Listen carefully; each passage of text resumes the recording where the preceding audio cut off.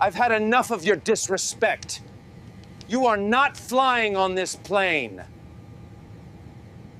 Have you ever been told directly or indirectly that you didn't belong somewhere, even when you had every right to be there?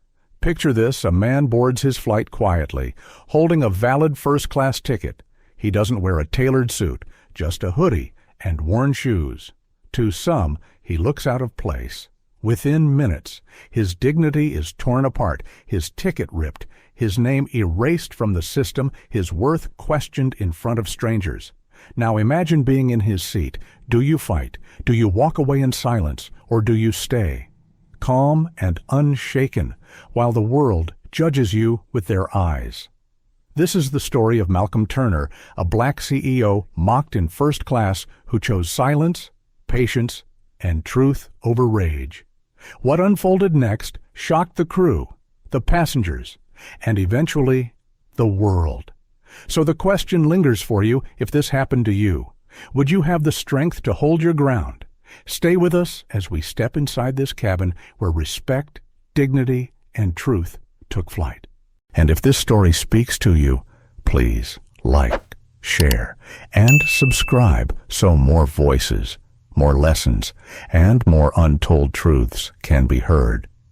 The terminal was buzzing with its usual rhythm of rolling suitcases, announcements echoing from overhead speakers, and the faint smell of coffee drifting from the nearby cafe.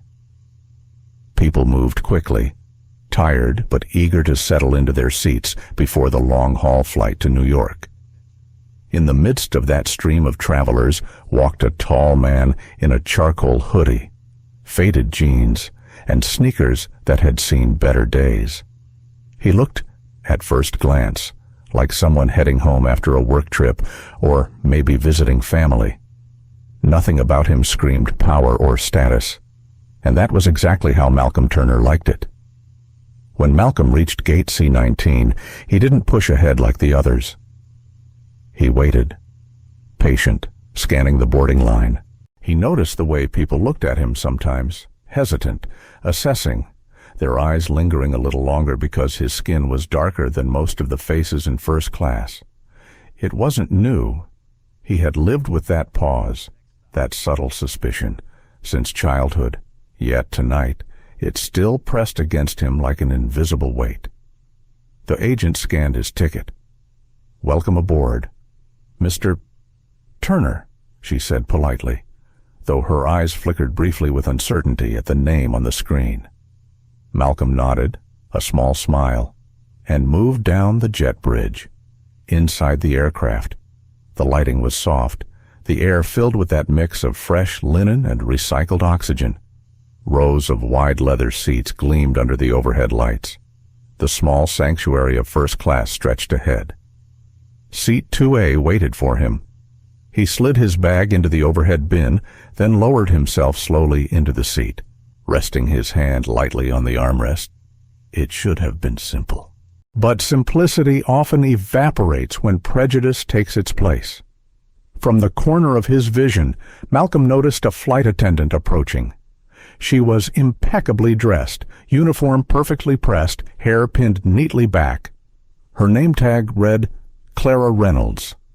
The polite, rehearsed smile she carried as part of her job was gone. In its place was a tight line across her lips. "Sir," she said, her voice slicing through the calm of boarding. "That seat isn't for people like you." The words dropped heavy in the cabin. Conversations hushed. Even the click of luggage being stowed seemed to stop for a second. Malcolm turned his head slowly toward her, eyes steady, face unreadable. He didn't rise. He didn't argue. His hand remained on the armrest, fingers relaxed. He had learned long ago that silence could hold more power than anger. Passengers nearby exchanged glances. Some smirked. A man 2 rows back whispered something to his wife, both of them shaking their heads with thin, knowing smiles. A teenager pulled out her phone, angling it discreetly toward the unfolding scene. Clara stepped closer, her voice sharpening. "I said move. First class isn't a charity program." Before Malcolm could respond, she reached down and snatched the boarding pass from his hand. In one swift motion, she tore it into shreds, the paper fluttering onto his lap like confetti at the wrong celebration. Gasps rippled across the cabin. Malcolm didn't flinch. His jaw tightened, but his shoulders remained loose. He looked at the scraps of paper for a moment, then returned his gaze to the aisle. The silence he carried was louder than any protest. Behind Clara, a second flight attendant appeared, stocky, broad-shouldered, with a smirk tugging at his lips. His name tag read, Jason Cole. He leaned against the seat across the aisle, arms folded like a guard. "You've had your little moment," Jason said, voice slow, patronizing. "Now it's time to get up before this gets embarrassing." Malcolm blinked once. That was all, just one slow blink. A couple waiting to move past whispered they should just drag him out already. The woman angled her phone, eager to capture what she believed would be another viral video of humiliation. Whispers grew. Some passengers looked away, not wanting to be involved. Others clenched their fists, restless but uncertain. And through it all, Malcolm sat still, calm, strong in a way that made the arrogance of the crew feel smaller with each passing second.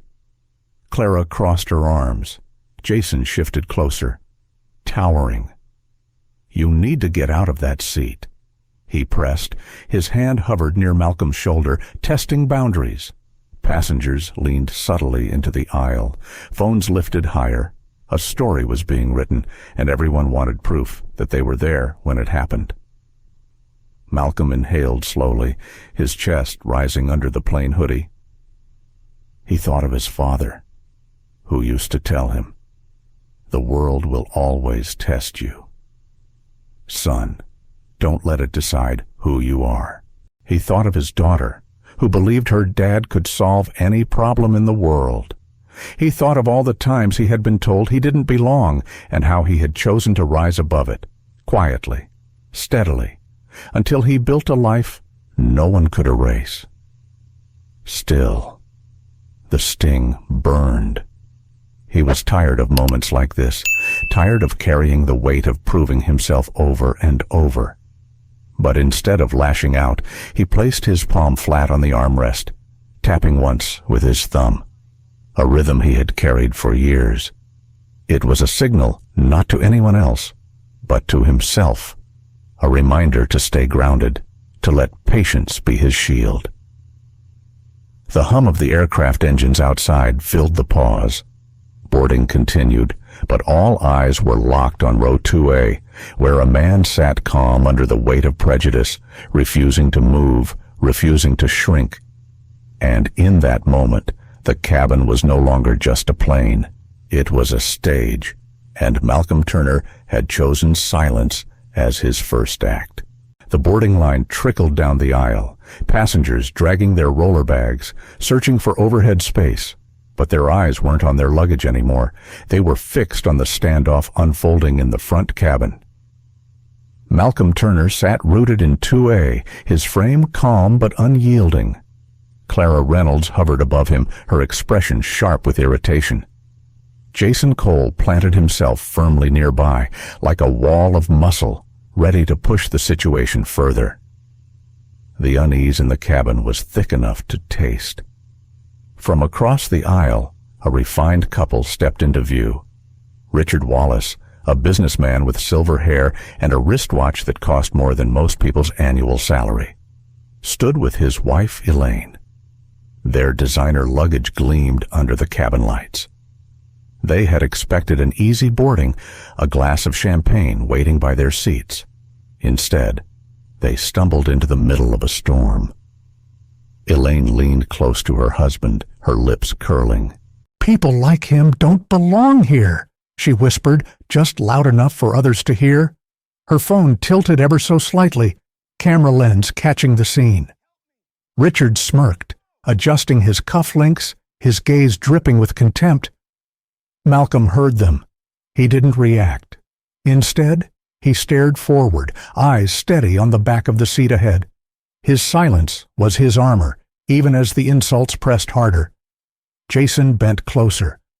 "Let me spell it out," he said, voice dripping with mock sympathy. "You've got two options, friend. Move back to economy, or we'll have security escort you out of this plane. Either way, your little act ends here." The words struck like a hammer, but Malcolm stayed still. His fingers tapped once on the armrest again. A rhythm, a reminder, stay patient. Around him, passengers shifted uneasily. A mother tightened her grip on her son's hand, pulling him closer as if proximity alone might draw them into trouble. A young man in row 4 lowered his head, staring at his phone, unwilling to meet anyone's eyes. It was easier to pretend nothing was happening. Malcolm felt the weight of that silence more than Jason's looming shadow. He thought of the countless times he had seen people turn away in boardrooms, on city streets, even in classrooms when he was young. That silence hurt more than any slur. It was the silence of people choosing comfort over courage. Still, he waited. Jason's smirk widened. "What's the matter? Cat got your tongue." "Thought so." He straightened, folding his arms again, confident the man in the hoodie would eventually cave. Clara, impatient, looked over her shoulder toward the cockpit. "We'll handle it, Captain," she called softly, though the authority in her voice faltered. Her eyes darted back to Malcolm, narrowing with a mixture of disbelief and irritation that he still hadn't moved. At that moment, Elaine Wallace chuckled, her voice sharp as broken glass. "It's embarrassing for everyone, isn't it?" she said to no one in particular, but her words carried. He should just leave. The couple in row 3 glanced back at Malcolm with a look that hovered between pity and disdain. They wanted the problem solved, not justice served. Malcolm's chest tightened. He thought of his son again, the way he had looked up at him just a week ago, asking, "Dad, is it true people sometimes won't like me just because I'm black?" He had answered then with quiet honesty, telling his boy that yes, the world could be unfair, but that dignity came from how you carried yourself when it tested you. And now, here he was, in front of dozens of strangers, tested once again. A small laugh broke the tension, Richard Wallace chuckling under his breath. "What a show," he muttered, reaching for his phone. "This one's going viral tonight." Jason smirked in agreement. Clara tilted her chin, satisfied that the intimidation was working, but Malcolm wasn't broken. Inside, the conflict churned, anger pressing hard against his ribs, humiliation gnawing at his patience, and the ever-present question rising, do I fight now or wait? He remembered his father's advice, don't rush to fight battles the wrong way. Sometimes the quietest stance changes the most minds. So he breathed, slow and steady, while the pressure in the cabin tightened around him like a noose. The aisle had become a gauntlet. Clara and Jason on one side, the Wallaces sneering from the other, the rest of the passengers trapped in silent complicity. The walls were closing in, and still Malcolm did not move. The engines outside hummed louder, vibrating through the floor.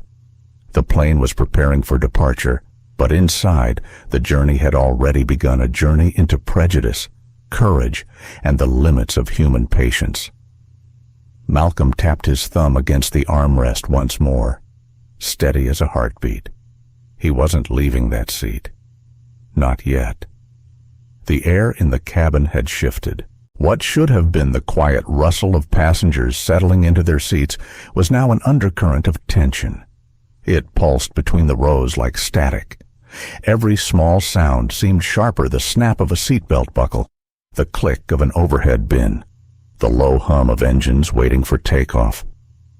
Jason Cole leaned closer into Malcolm Turner's space, his broad shoulders blocking the aisle. The smirk never left his lips. "Listen," Jason said, his voice dripping with fake patience. "This can end easily. You walk back to economy, enjoy your little middle seat, and everyone forgets this happened. Or you keep sitting here, and you don't fly at all. His hand came down on Malcolm's shoulder, firm, deliberate, not violent, but a threat disguised as control. The kind of gesture that said, "We have the power here, not you." Malcolm's jaw tightened. He didn't push Jason's hand away. Instead, he looked up, eyes calm, steady as stone.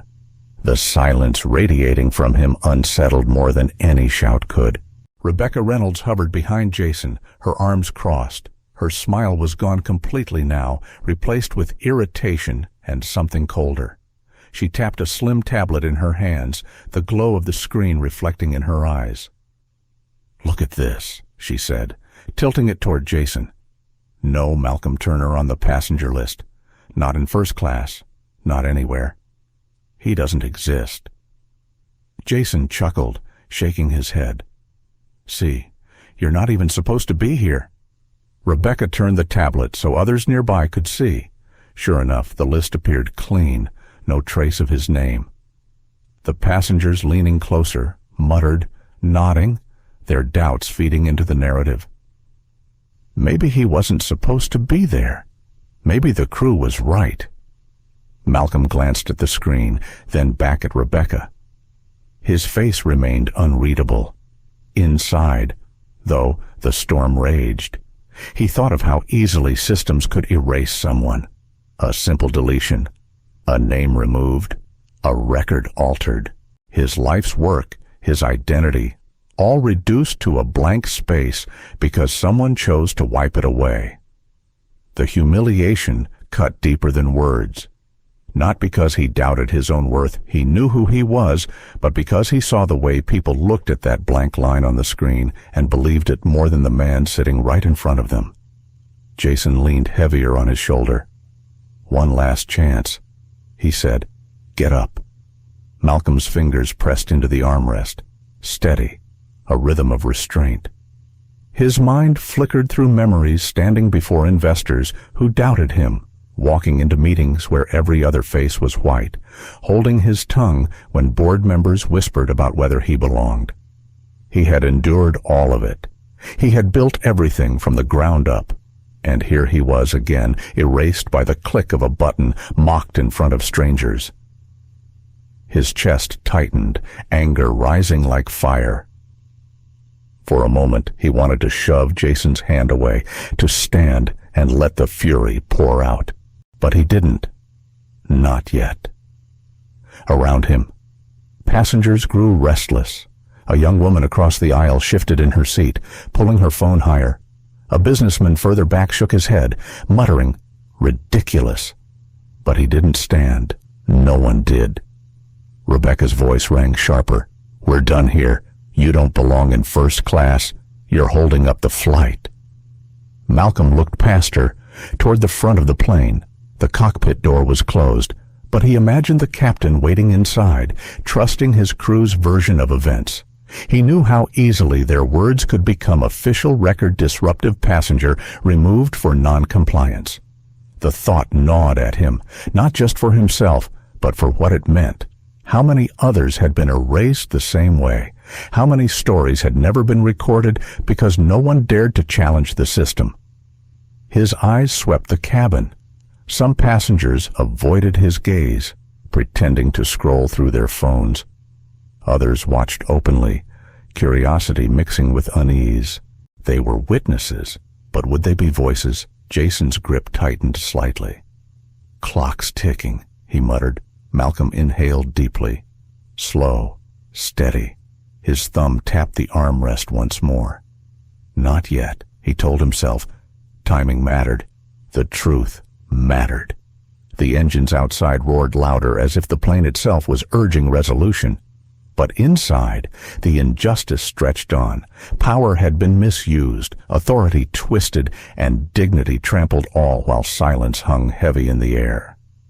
And Malcolm Turner sat still, holding his ground with nothing but calm and patience, waiting for the moment when the truth could no longer be ignored. The silence in the cabin stretched until it became unbearable. Passengers shifted in their seats. some with arms crossed, others staring hard at their phones to avoid eye contact. The tension had transformed the front cabin into a pressure cooker, everyone waiting for someone else to act. Jason Cole still loomed over Malcolm Turner, his hand hovering close to the man's shoulder, daring him to resist. Clara Reynolds clutched her tablet like a shield, eyes cold, chin lifted high. And yet, beneath the surface, a ripple of doubt ran through the rows. It came first from the back, a young voice, uncertain but firm. "I saw his ticket." The boy said he couldn't have been older than 21. Tyler Brooks leaned out from row 6, his backpack stuffed under the seat in front of him, his hands trembling slightly. His voice carried more weight than he realized.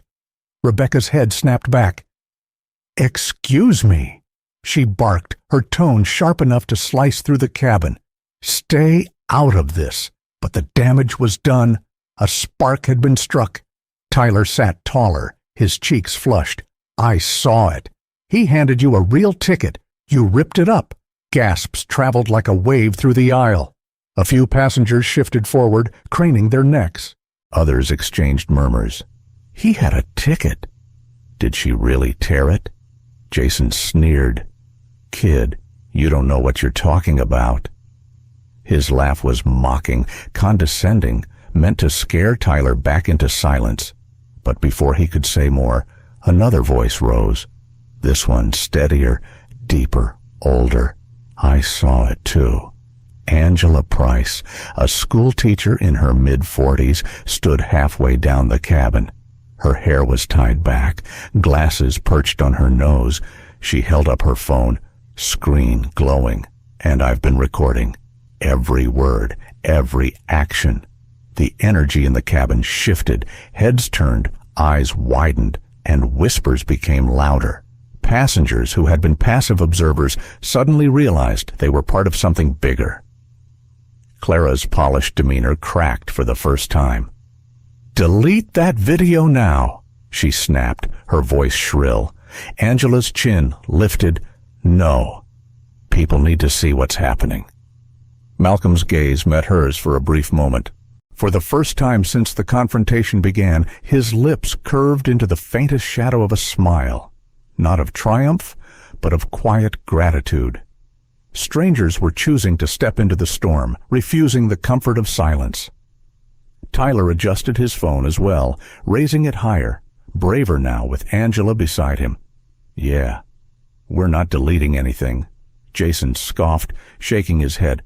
"You think anyone's going to believe a couple of random passengers over us? We're the crew. We run this plane."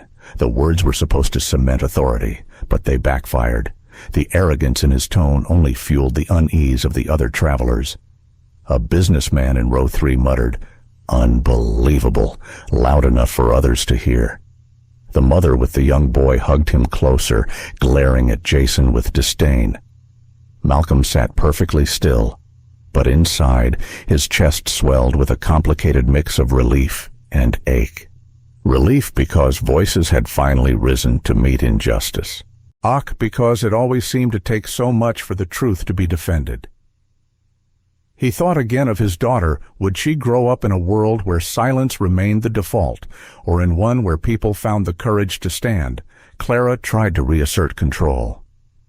"Everyone stay seated," she barked, her eyes darting around, seeking support, but the edge in her voice betrayed her. The cabin no longer belonged solely to the crew. Angela stepped a little further into the aisle, her phone steady, her voice trembling but determined. "This is wrong.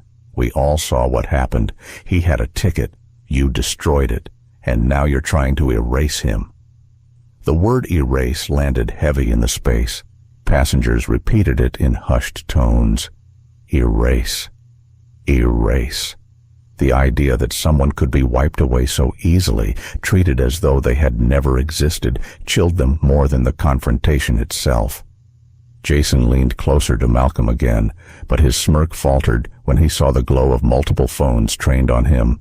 The evidence was stacking against them. Second by second, for the first time, Malcolm spoke not loud, not confrontational, Just a low murmur directed toward Jason, but audible enough for those around. "Check again."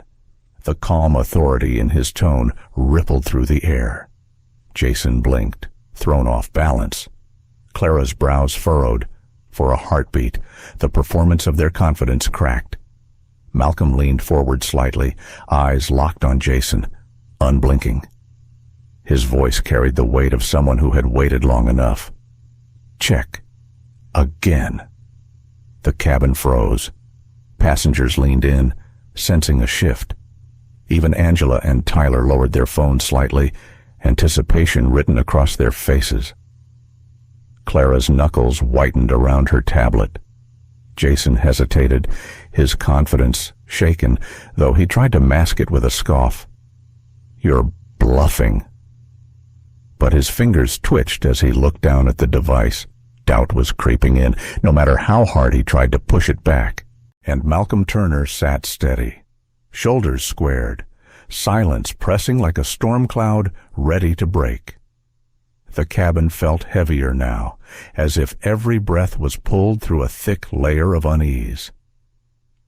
Passengers leaned into the aisle, eyes darting from Malcolm Turner to Clara Reynolds to Jason Cole, waiting to see which side would break first. Jason's smirk faltered, his fingers trembling slightly over the tablet. Clara stood stiff, her chest rising with each impatient breath. The cracks were showing, but they were not ready to surrender their control. "Enough of this circus," Clara snapped, her voice sharp. She turned toward the front, her heels clicking against the carpet as she raised her voice. "Captain Briggs, we need your authority here." The cockpit door opened. Captain Howard Briggs stepped out, his uniform impeccable, his jaw tight. His presence carried the weight of authority. Authority passengers were conditioned to respect without question. The murmurs in the cabin died instantly, replaced with a hushed tension. Briggs surveyed the scene, Malcolm seated calmly in 2A, Clara with fire in her eyes, Jason looming over the passenger, and scattered phones held aloft. He frowned, his voice clipped and commanding. "What is going on here?" Clara wasted no time. "Captain, this man is refusing to leave a seat he doesn't belong in. He disrupted boarding, and now passengers are being influenced by false claims," Jason added, his tone low and insistent. "We checked the manifest. His name isn't there. He's not supposed to be here." Briggs's eyes narrowed on Malcolm. The silence in the cabin deepened, every soul waiting for his response. Malcolm didn't move. His calm was almost unnerving in contrast to the storm around him. His hand rested lightly on the armrest, thumb tapping once, then still again. Phones down. Briggs barked suddenly, his voice cutting across the rows. "Everyone return to your seats. This is my aircraft. You will follow my crew's instructions." The order carried the weight of habit. The voice of authority passengers had always obeyed. Some lowered their phones instantly, anxious to avoid conflict. A man in row 3 tucked his device into his jacket. A woman further back hesitated, then lowered hers to her lap. But not everyone obeyed. Angela Price held her phone steady, her jaw clenched. Tyler Brooks, though his hands trembled, refused to stop recording. Briggs's gaze swept the cabin. "You are interfering with safety procedures," he warned, his voice deep with authority. "This is your final chance to comply." Angela's voice shook, but she found the courage to speak. "Safety isn't the problem here, Captain. Injustice is." A ripple ran through the cabin. People exchanged glances, their unease turning into something else, disbelief, even defiance. Malcolm's chest rose and fell slowly. But inside, the weight of the moment pressed hard. He knew the danger of this dynamic. Authority was stacked against him, captain, crew, systems that recorded whatever they wanted the truth to be. His silence had power, but silence alone might not be enough this time. His mind spun through possibilities. If he stood now, He might be forced off the plane. If he argued too loudly, they would label him disruptive, dangerous. If he stayed silent forever, the system could erase him completely. He remembered his father's words, echoing like a steady drumbeat in his mind. The test isn't in the insult, son. It's in the choice you make after it. The choice now weighed like iron. Briggs turned his attention back to Clara and Jason. "Prepare to have him escorted," he ordered, his tone final. "This plane will not depart with a disruptive passenger on board." Gasps broke through the cabin. Several passengers muttered in protest. "This isn't right. He hasn't done anything." The mother with the child shook her head, whispering, "Why can't they just check again?" Clara straightened, her confidence surging with the captain's backing. Jason stepped forward, his posture like a wall. For the first time, Malcolm lifted his gaze to Briggs, calm, unwavering, steady. His voice came low but carried through the silence. "Sometimes, Captain, order is not the same as justice." The words hung in the air, heavier than Briggs's commands. Passengers stiffened, some nodding subtly, others whispering agreement. Briggs's jaw tightened. "This is not a debate," he said sharply. "You will comply, or you will be removed." Jason's hand hovered close to Malcolm's shoulder again, ready to force him up. Clara's eyes gleamed with vindication. But in the rows behind, phones lifted once more. Angela's voice rang out, stronger this time. "We're all witnesses. If you remove him, the world will see exactly what you've done." Her words ignited murmurs. "She's right. We're recording. They can't hide this." For the first time. Briggs hesitated. His eyes flickered to the passengers, then back to Malcolm. He realized control of the cabin wasn't absolute anymore. The crew had authority, but the people had numbers and cameras. Malcolm's thumb tapped the armrest again. Once, twice. His patience was stretched thin, but his resolve was only deepening. The system had struck back, using its power, its authority, its dominance. But cracks were widening, voices rising, and the truth was beginning to press against the walls. The battle was far from over. The cabin had become a courtroom without walls. Passengers sat in tense silence, their faces pale under the dim cabin lights.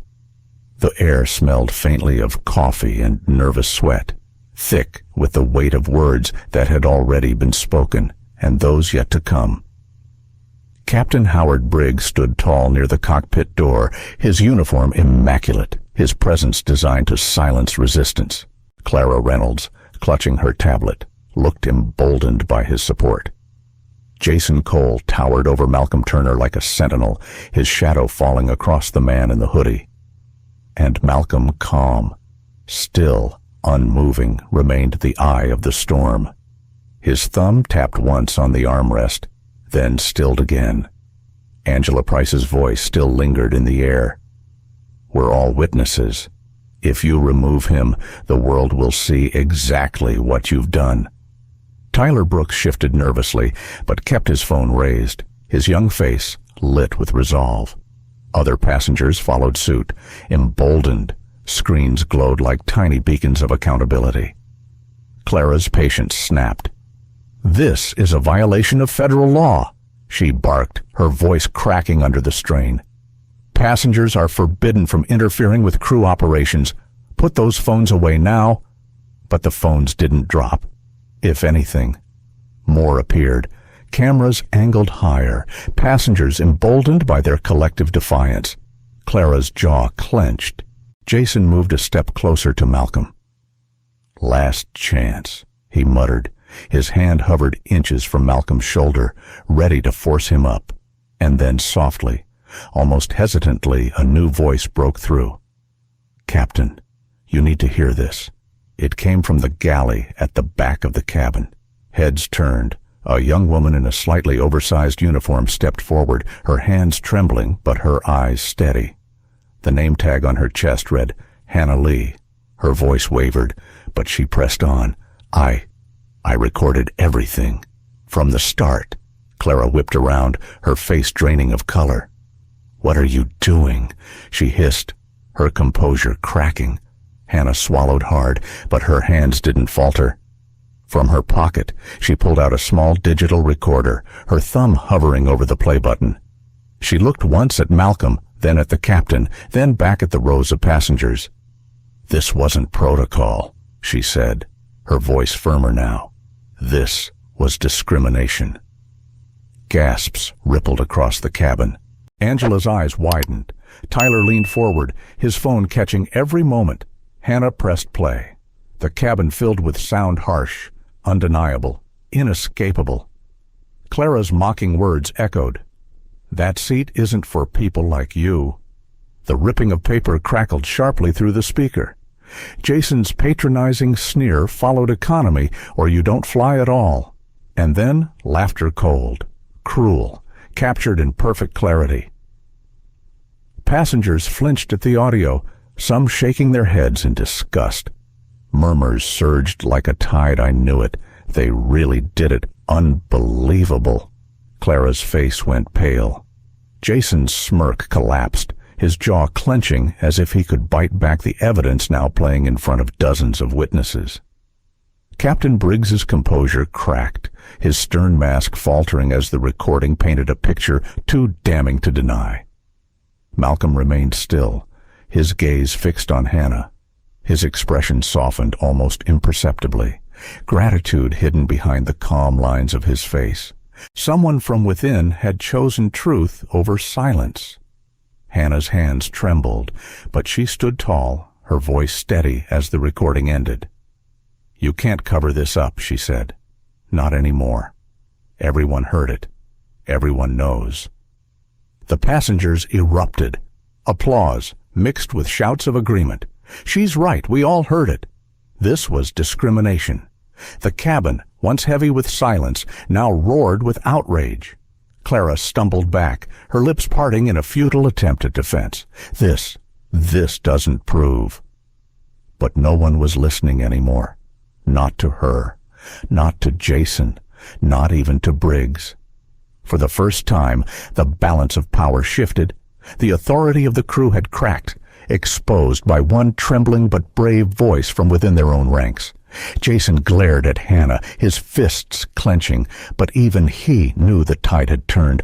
Every passenger's phone was recording now, lenses locked on him, on Clara, on the captain. Malcolm finally shifted, leaning forward slightly in his seat.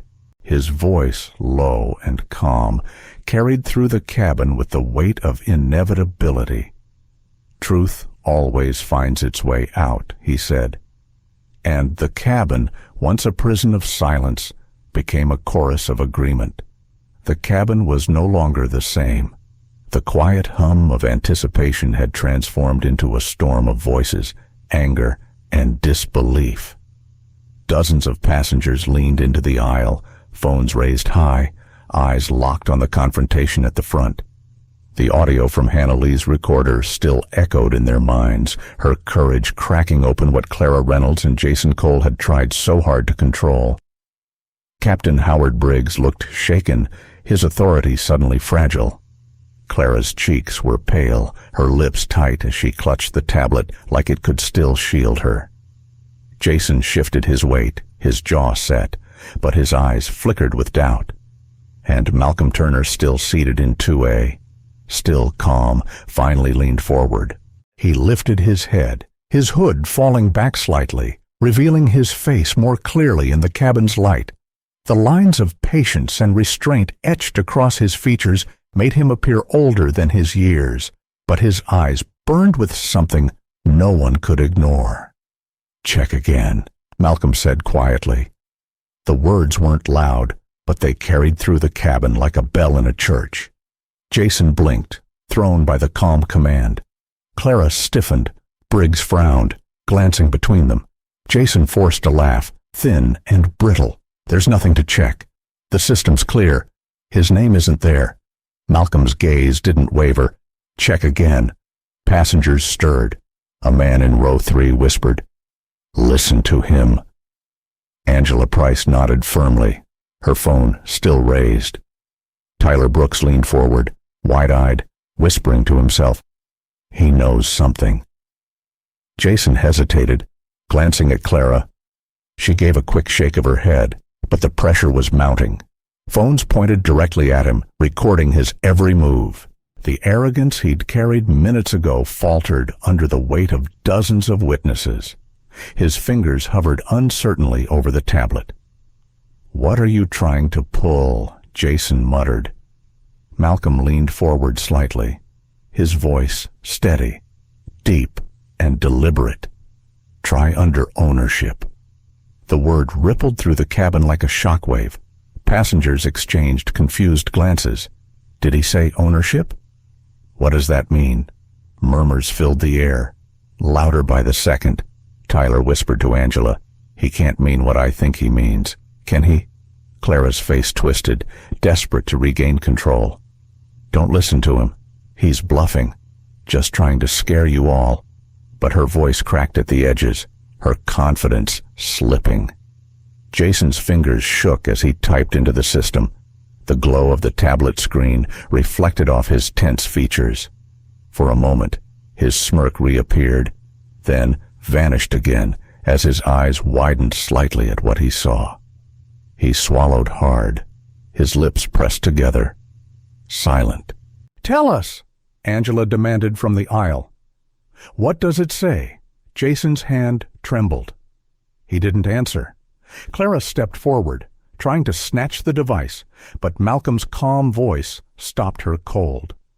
"Let them see," he said. His tone wasn't a request, it was a command disguised in quiet restraint. Passengers leaned in further, phones capturing every flicker of Jason's faltering composure. Even Captain Briggs shifted uneasily, his grip tightening on his cap. Malcolm sat back, his shoulders squared, his breathing even.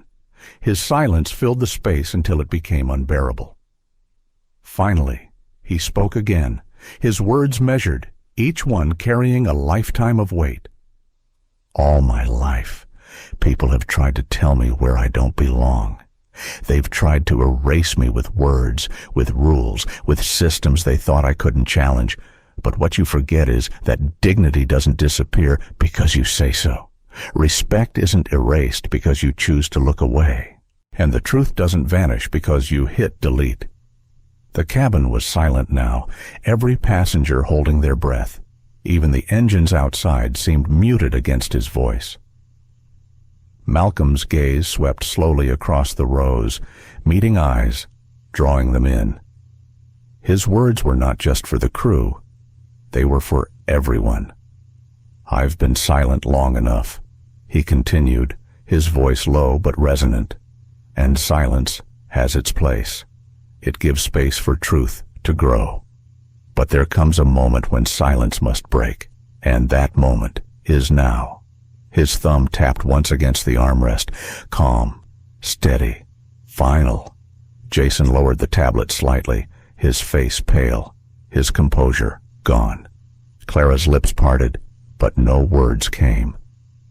Briggs shifted uneasily, realizing he no longer held the cabin in his grasp.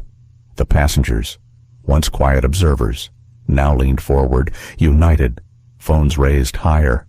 Murmurs of agreement swelled, turning into something louder, something undeniable. And Malcolm Turner sat back, his presence no longer one of quiet endurance, but of commanding truth. The tide had shifted. The cabin knew it. The crew felt it.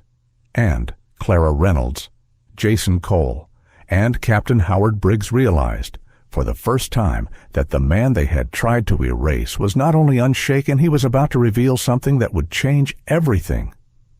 For a heartbeat, no one breathed. Jason Cole stood with the tablet frozen in his hands, eyes flicking between the glowing screen and the man seated before him. Clara Reynolds shifted like a metronome wound too tight, glancing at Captain Howard Briggs, then back at Malcolm Turner, waiting for someone to reassert control. Passengers leaned forward as one body. Phones held steady. faces bright with the electric light of anticipation.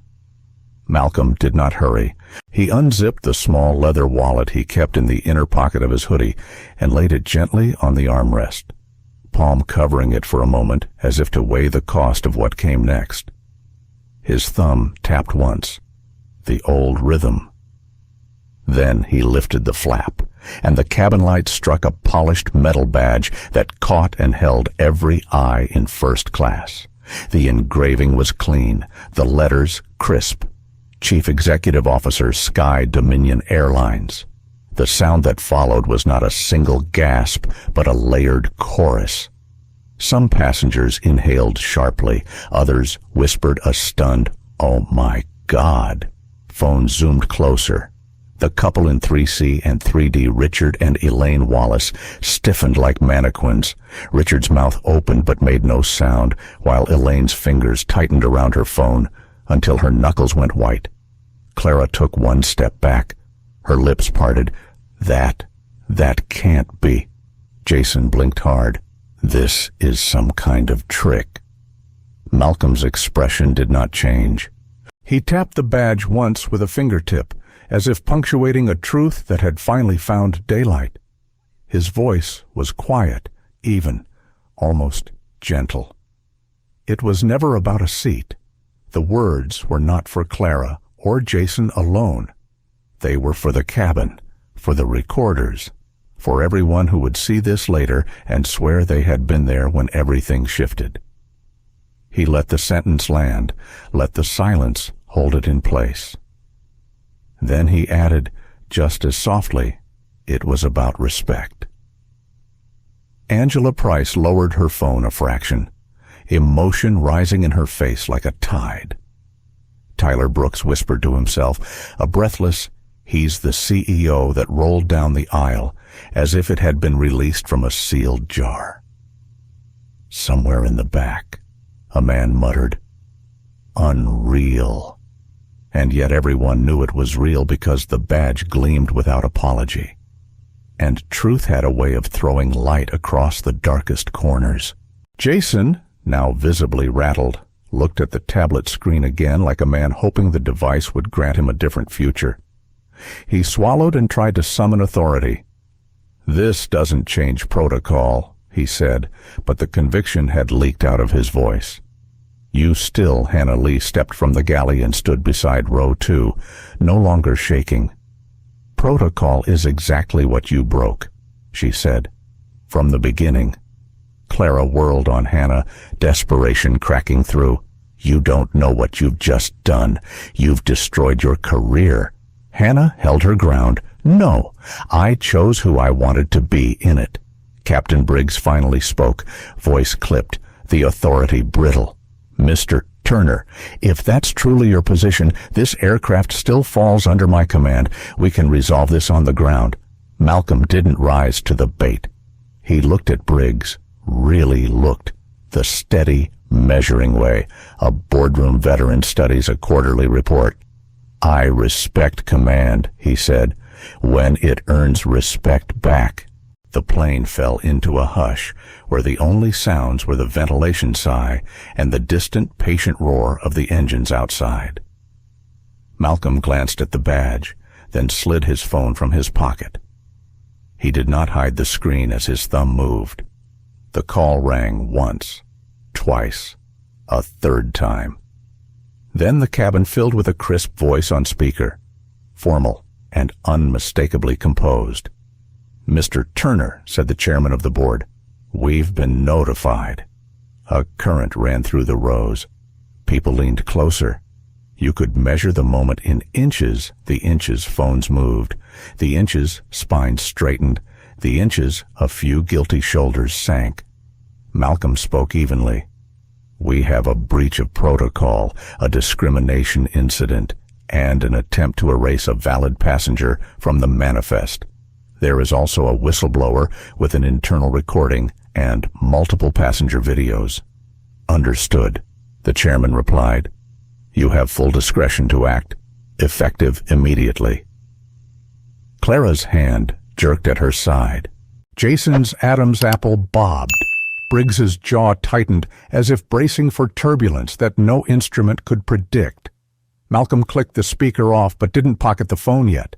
He let the meaning sink in. Not a threat. A boundary. He turned to Clara first, voice as calm as the moment before a verdict. You approached me with contempt before verifying anything. You tore my boarding pass and called me a charity case. You directed your colleague to remove me while you manipulated the system to erase my name. He paused, meeting her eyes. Do you remember the exact words you used? Clara's lips trembled. This is misunderstood. Hannah's recording had left no safe harbor for misunderstandings. Angela's camera captured Clara's silence like a second confession. Malcolm shifted his gaze to Jason. You put your hand on me. Twice. You escalated with physical intimidation and attempted removal while dismissing passengers who asked for verification. He waited, then added, and you laughed. Jason's bravado fell off him like a coat that no longer fit. I thought he began and stopped because the thought had been exactly the problem. Malcolm looked to Briggs. Captain, a cockpit depends on checklists. If someone altered a flight plan mid-air without verification, you would ground the plane. You would investigate. Briggs stared at him, the words landing with a precision that made resistance feel not only futile, but foolish. Correct, he said after a long pause. Then we will do that here. Malcolm said, right now. He lifted the phone again, not a call this time, but a memo to the operations line. Quick and efficient. This is Turner. Initiate Flight 307 internal hold. Gateside investigation. A beat later. The fastened seat belt chime sounded once as the door to the jet bridge swung open again and a ground supervisor appeared, alerted by operations. The supervisor froze at the sight of a first-class cabin-turned-courtroom. His eyes darted to Malcolm, then to Clara and Jason, then to the net of phones aimed like a constellation over row 2. Malcolm did not raise his voice. He didn't need to. We're not taking off until accountability boards. A murmur of surprised approval rolled down the cabin. Passengers weren't angry at the delay. They were relieved to belong to a moment where the plane would not move until the truth caught up. Richard Wallace finally found words, though they arrived misshapen. We don't have to sit through this. This is ridiculous.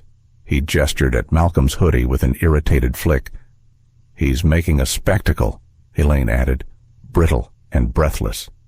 This is very unprofessional.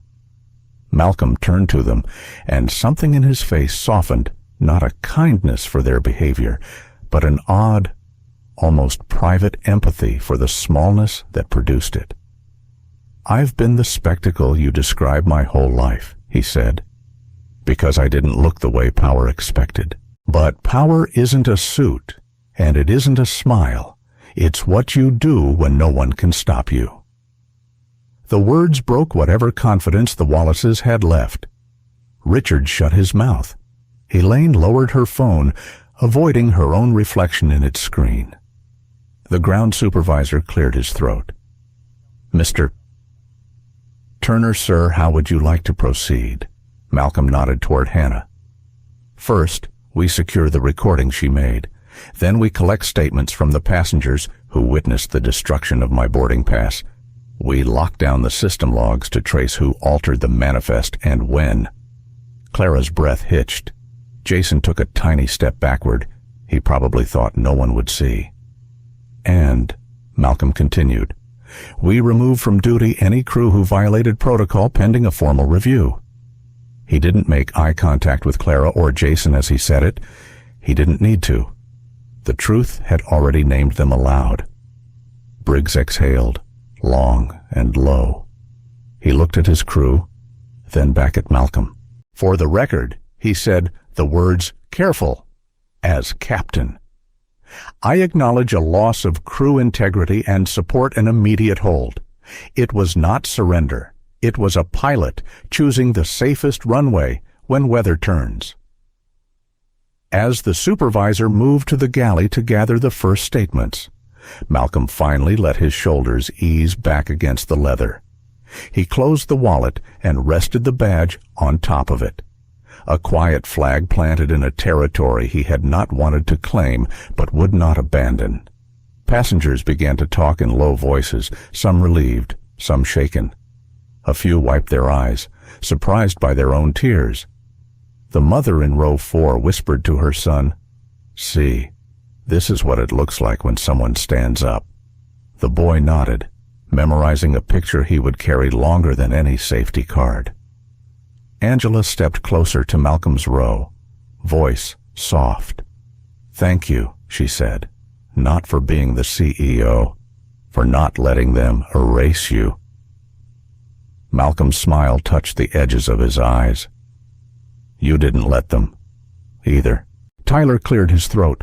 "Sir, Mr. Turner, I'm sorry for what they did." He looked down at his phone, then, "Back up. I want to send this to my dad. He always tells me to speak up, and I didn't at first. I froze." "Then you learned," Malcolm said. "That's the work." For the first time all evening, Clara spoke without armor. The words came out thin. It was just one mistake. Malcolm turned to her, and the cabin braced for anger that did not come. "It wasn't one mistake," he said. "It was a string of choices you made when you thought no one would hold you accountable. That's how systems break. That's how people break." Clara swallowed and looked away, blinking hard. Jason stared at the carpet, as if it might tell him what to do with the man he had decided was invisible. Malcolm's phone vibrated with a new message. Legal and HR were en route to the gate to receive statements. Internal audit had already frozen the manifest logs. Security video from the jet bridge was being pulled. A second note, short and human, arrived from the chairman proud of your restraint. He set the phone down, closed his eyes for a moment. In the quiet behind his eyelids, he could see his father's hands teaching him how to tie a tie, could hear the advice he had heard 100 times and needed tonight like air. Respect is earned. It is earned again and again, especially when no one is watching, especially when everyone is. He opened his eyes and found Hannah standing beside the armrest, holding out the small recorder. "For evidence," she said. "It should be logged." "Walk it to the supervisor yourself," Malcolm told her. "And after tonight, talk to operations. Training needs people who remember why we have rules." Hannah blinked, startled. "You mean I mean this job needs your spine?" She nodded, tears shining but unfallen, and moved toward the galley with purpose in her step. Outside, a service truck hummed past the window, its orange beacon turning slow circles that painted the cabin ceiling with a soft, rotating glow. Inside, the plane felt different, heavier with truth, lighter with relief. The shape of the night had changed, the shape of more than the night. Malcolm rested his hand on the closed wallet and let himself breathe. The badge was a tool, not a shield, and the person he wanted to be did not need it to stand tall. But sometimes, in a world that learned too slowly, you had to put the emblem on the table so the lesson would land. He glanced at the passengers, strangers a half hour ago, witnesses now, and gave a small nod that seemed to say, "We'll get there. Not all at once, not with a single scene, but with choices that add up." In the distance of the terminal, a muffled cheer rose from a gate where a team had won something on television. Here, in 2A, something different had been won, a line drawn, a light switched on, a story retold with its erasures restored. And for the first time since boarding, Malcolm allowed himself a sip of water from the waiting glass.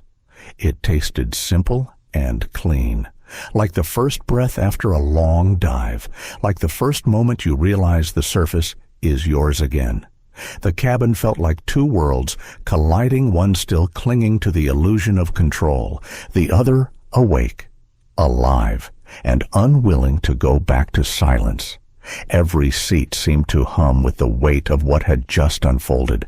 Passengers whispered, their voices low but urgent, their phones still lifted as though afraid the truth might slip away if they stopped recording. Clara Reynolds sat slumped against the galley wall, her polished veneer crumbling under the light of dozens of cameras. Jason Cole stood near her, fists clenched, his usual swagger replaced by the look of a man who realized the ground beneath him was gone. Captain Howard Briggs remained by the cockpit door, stiff as a soldier, though sweat glistened at his temple. And in seat 2A, Malcolm Turner sat with calm dignity, his wallet closed, but the badge still resting on top, a silent reminder of everything that had changed in the last half hour. He didn't need to raise his voice. He didn't need to move. His presence carried the weight of a gavel. The ground supervisor, Mr. Douglas, stepped further inside, clipboard in hand, his expression tight. Mr. Turner, operations has confirmed the manifest was altered from within the crew's access point. We'll need to secure testimony from every passenger. Malcolm nodded once. Start with the recordings, he said. His eyes flicked toward Hannah Lee, who had already delivered her device, and make sure hers is logged first. Yes, sir. Douglas's pen scratched across the paper. Clara finally broke, her voice thin but shrill. You don't understand. I was following protocol. Protocol doesn't sound like mockery. Angela Price cut in, her tone sharp with fury. Protocol doesn't rip a man's ticket in half because of the color of his skin? The cabin murmured in agreement. Phones shifted toward Clara again, catching her pale face in full detail. Jason tried to step in, his voice low but defiant. It was just a misunderstanding. He could have cleared this up if he wanted to. Malcolm turned his head slightly, his gaze locking onto Jason. It's not the responsibility of the humiliated to prove they deserve dignity. It's the responsibility of those in power to make sure dignity is never taken away. Jason flinched, the words cutting sharper than any raised voice. Tyler Brooks, still holding his phone, spoke up from row 5. Sir, I saw everything. I'll give my recording, and so will my friend back home. When I send him this, everyone's going to know. Malcolm gave him the smallest nod. That's how things change, he said. Not when truth is whispered, but when it's spoken loudly enough that no one can pretend not to hear. At that, a cheer rose, not raucous, but steady, affirming. Passengers clapped softly, then louder, until the applause spread through the cabin like a rising tide. Clara's voice cracked under the sound. You can't just end careers like this. One mistake doesn't define who we are. Malcolm let the applause subside before answering. His voice was calm, deliberate. You're right. One mistake doesn't define a career. But this wasn't one mistake. It was choice after choice after choice made when you thought no one would hold you accountable. He let the words linger, then added quietly, That's what defines you. The truth left Clara speechless. Jason's gaze dropped to the carpet. Briggs adjusted his cap but said nothing, his silence the only admission he could afford. Douglas looked at Malcolm again. Mr. Turner, I have orders from the board to relieve the crew of duty until an investigation is complete. Do you want me to proceed now? Malcolm looked out at the rows of faces passengers who had started the flight as strangers and were now witnesses, allies, even defenders. He thought of how easily silence could have swallowed all of this. He thought of how close it had come to being just another erased story. Yes, he said finally. Proceed now.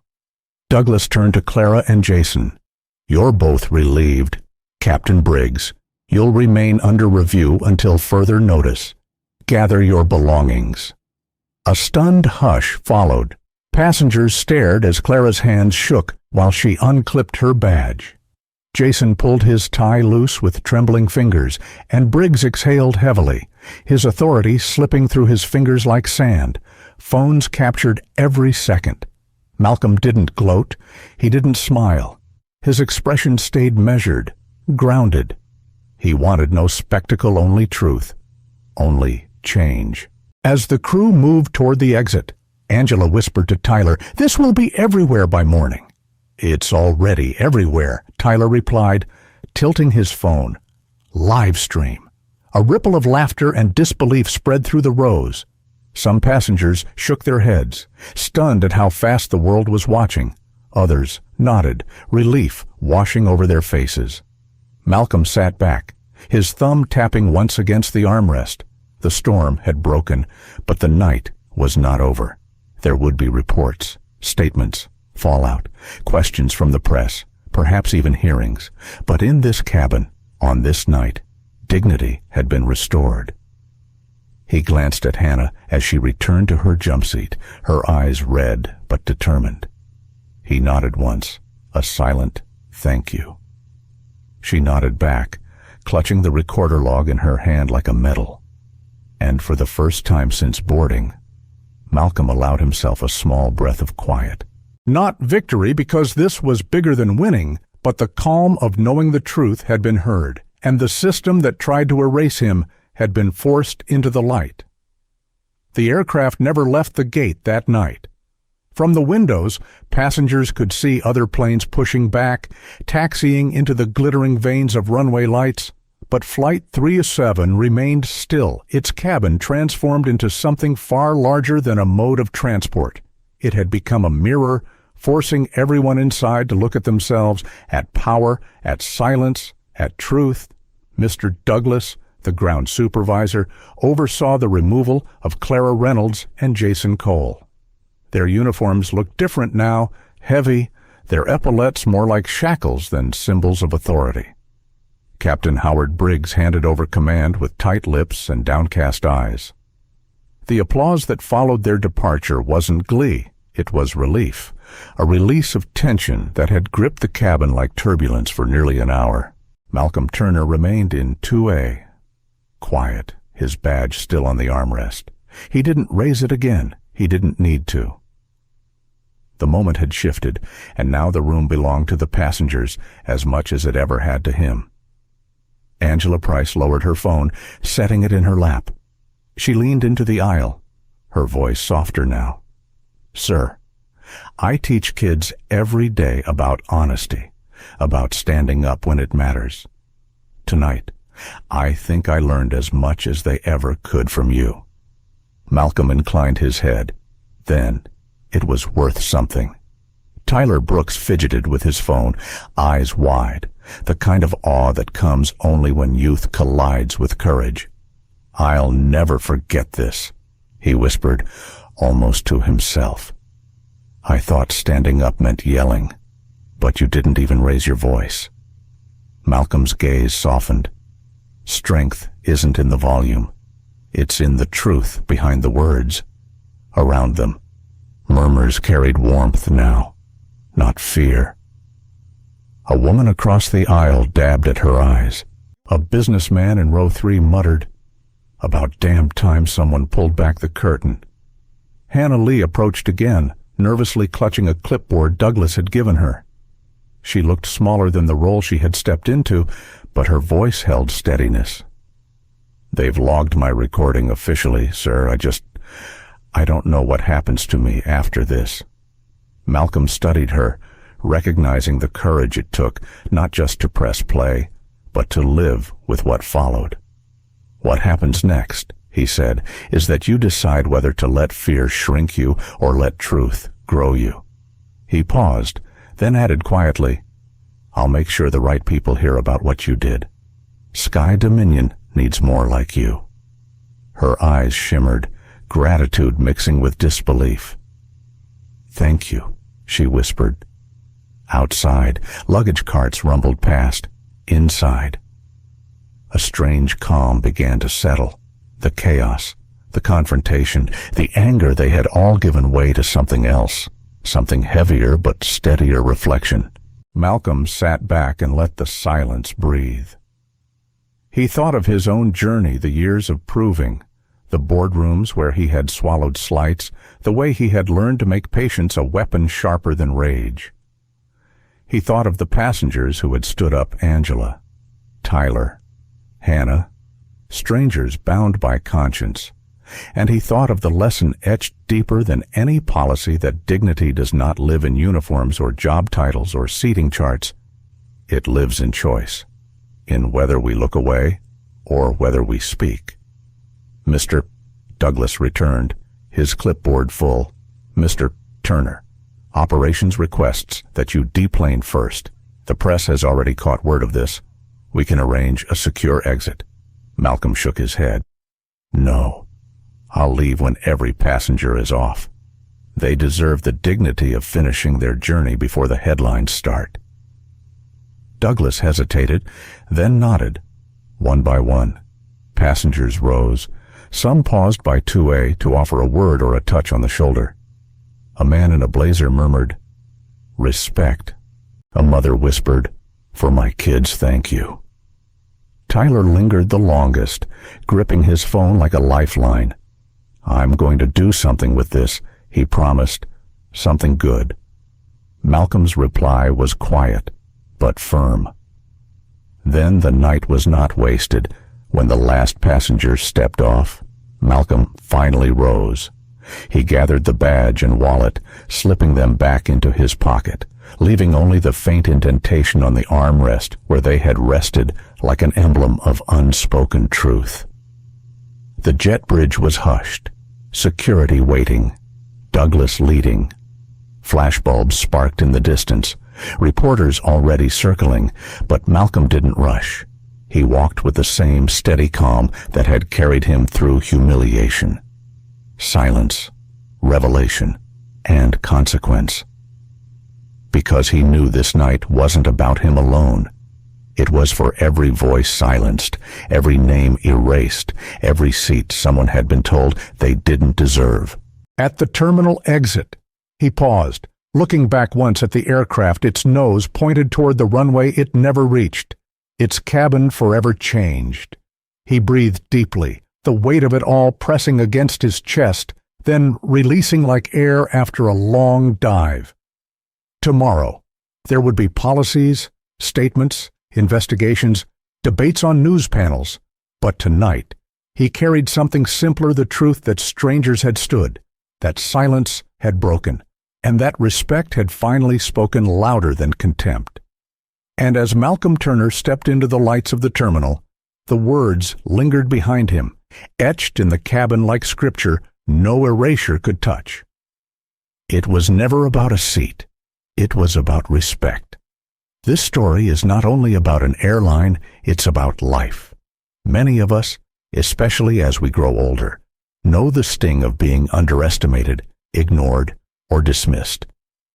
Sometimes it comes quietly, in the form of someone looking past us. Sometimes it comes loudly, like a torn ticket and public humiliation. But Malcolm's choice teaches something powerful. Dignity does not require shouting. Respect does not need a uniform or a title. The deepest strength often lies in patience, restraint, and the courage to let truth reveal itself. For those of us who have lived long enough to see patterns repeat, whether in workplaces, families, or communities, this lesson matters. You cannot always control how people treat you, but you can control how you carry yourself. And in that calm persistence, others may find their courage too. The takeaway is simple yet profound. Your worth cannot be erased by someone else's doubt. And when you stand sometimes silently, you remind others of their own power to resist injustice, to defend dignity, and to demand accountability. That is a truth that never ages. Thank you for joining us on this journey. If this story touched your heart, please like, share, and subscribe to our channel. Your support helps bring more stories of resilience, justice, and hope to light. Together, we keep these voices alive.